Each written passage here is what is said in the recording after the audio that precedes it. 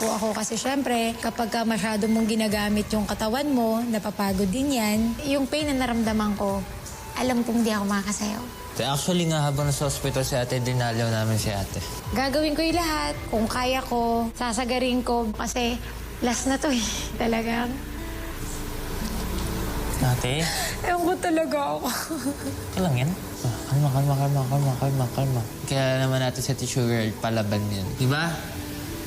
Fight. Fight. So since this is a trajectory performance, meron kaming big surprise for everyone.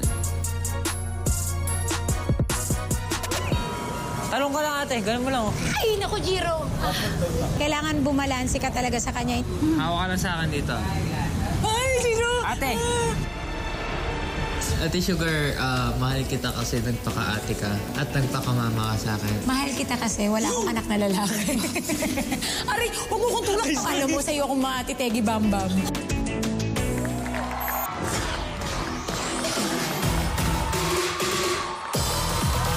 And that's the final piece from Sumi, Sugar, and Horizon Jeremy.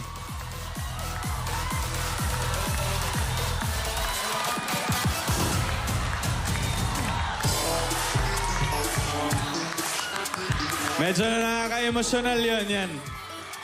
Literal na makapigil hininga yung ginawa nyo. Alam nyo, Sugar, palagi yung sinasabi na kayo yung duo na palagi nahuhuli, palaging weak. But tonight, iba yung pinakita nyo. Namangha ako, natulala ako, mixed emotion.